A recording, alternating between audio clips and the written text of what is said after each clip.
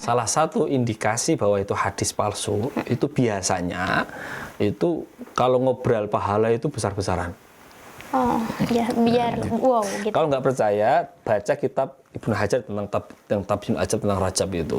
Tentang bahwa kalau siapa sholat di malam Rajab pasti akan dapat gini. Satu hari puasa seperti puasa satu tahun. Mending ikut daripada dalil Qur'anan.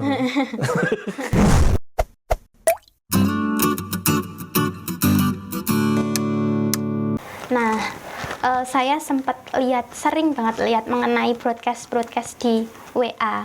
Apa itu? Terkait kadang itu nge-share kayak semisal dalil untuk puasa dan sebagainya. Misalkan nge-share sekali dapat 10 pahala kayak gitu.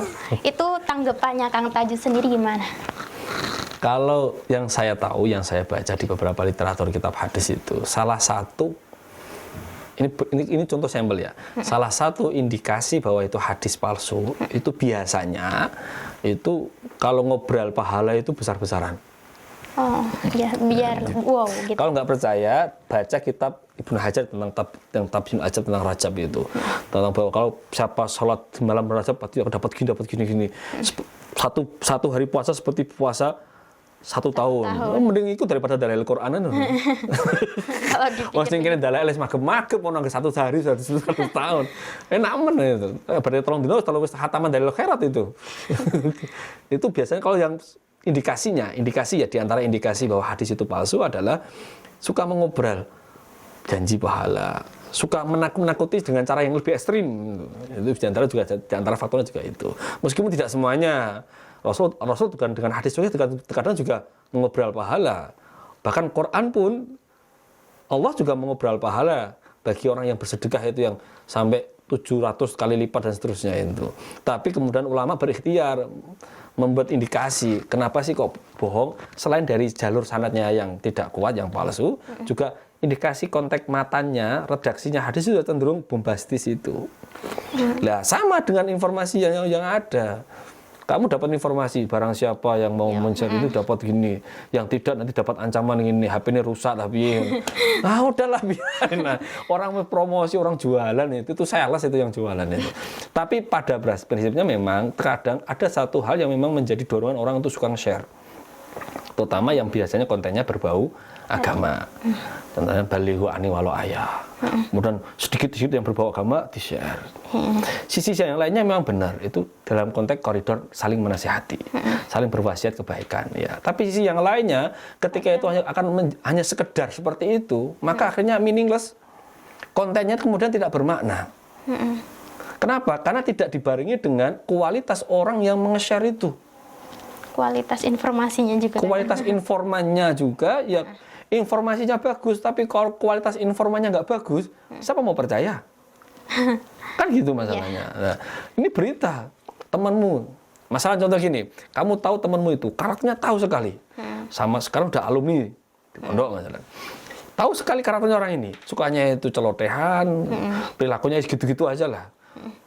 Wah, ujuk-ujuk, tiba-tiba itu di malam hari jam 12 dia nge-share ke kamu. Mari sholat tahajud. Kira-kira yang kamu lakukan itu apa? Apa kemudian langsung semangat untuk tahajud atau paling paduni kaget bertanya-tanya, paling hanya sekedar sharing, sekedar share saja.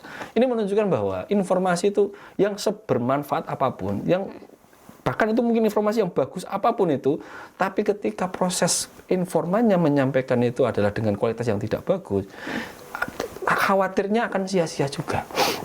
Maka sekarang itu saya dalam bahasa guyonan ya, ini bahasa guyonan. Sekarang kalau saya baca kitab Sahih Bukhari, atau kitab baca Sahih Muslim, baca Bulughul Maram, terkadang itu saya itu malah malu sendiri. Ini Imam Bukhari sudah capek-capek membuat hadis yang sahih, menyeleksi hadis menjadi hadis sahih. Kita baca kemudian akhirnya nggak bermanfaat sama sekali, hanya untuk baca-bacaan, Cok. Rasul mengatakan seperti ini, oh ya seperti itu, selesai. La taghdab malah ngamuan. Akhirnya apa yang disaring oleh Imam Bukhari menjadi hadis sahih, tapi ketika kita terima dengan kualitas kita seperti ini, ya akhirnya itu kemudian kita mengatakan kepada orang, Rasul pernah menyatakan la taghdab falakal jannah.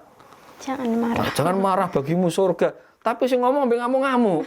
Sama aja. Akhirnya kan rusak itu kualitas informasinya itu loh.